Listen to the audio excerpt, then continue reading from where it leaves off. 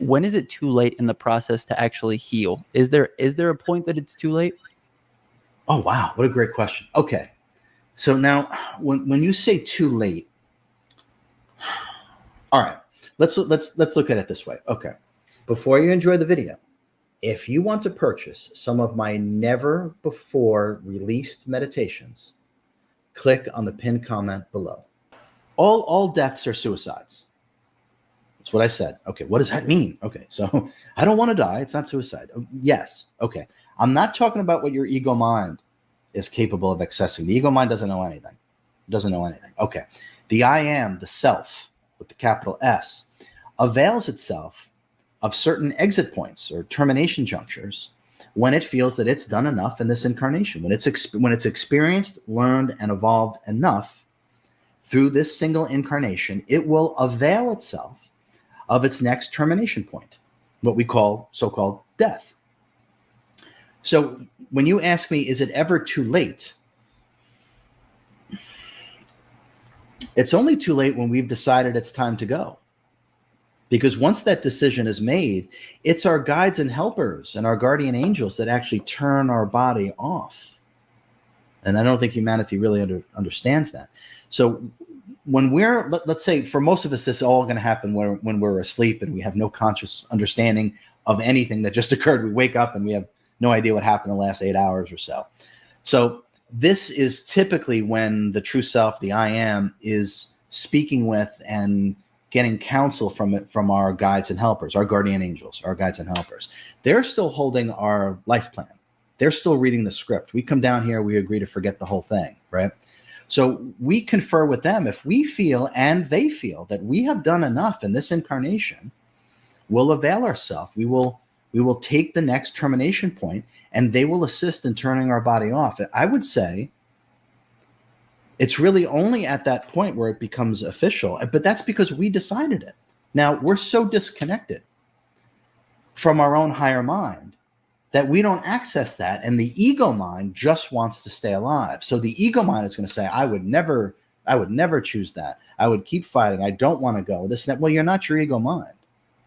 The ego mind doesn't know anything. So we actually choose it, and it's only too late when we've chosen our exit point. That was really good. A ton of questions after that one.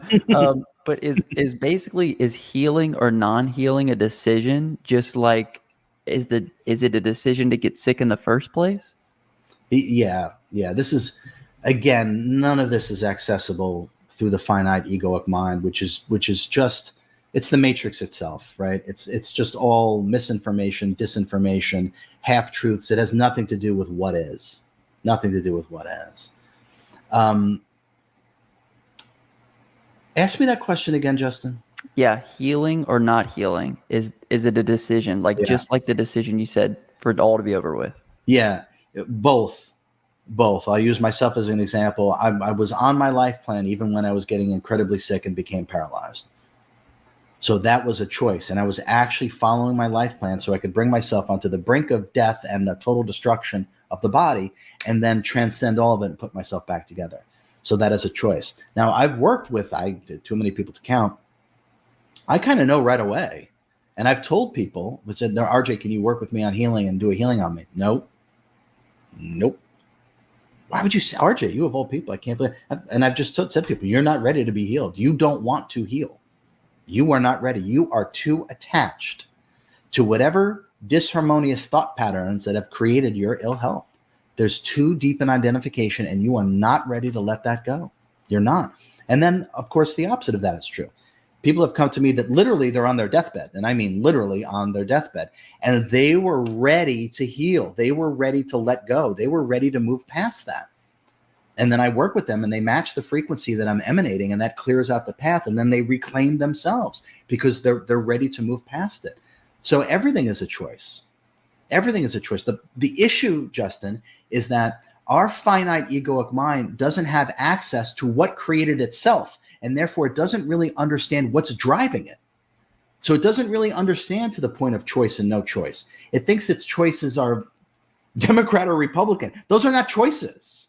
That's the illusion of choice, right? So we kind of operate in the same way. We don't realize what's really driving everything. We need to understand what gives birth to beginnings and endings. All incarnations have a beginning and an ending. It's what gives birth, Etch-a-Sketch. It's what gives birth to beginning and endings that we must access. And once we do that, our true magic will be available to all of us. And we will soon then realize that everything, and I mean everything, is literally a choice.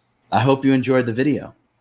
Now, if you are desirous of more of the real you and less of your conditioned, agitated mind, if you know that you can create a life that you're not leading right now, but you know you can, check out my meditation masterclass. It's pinned in the comments below.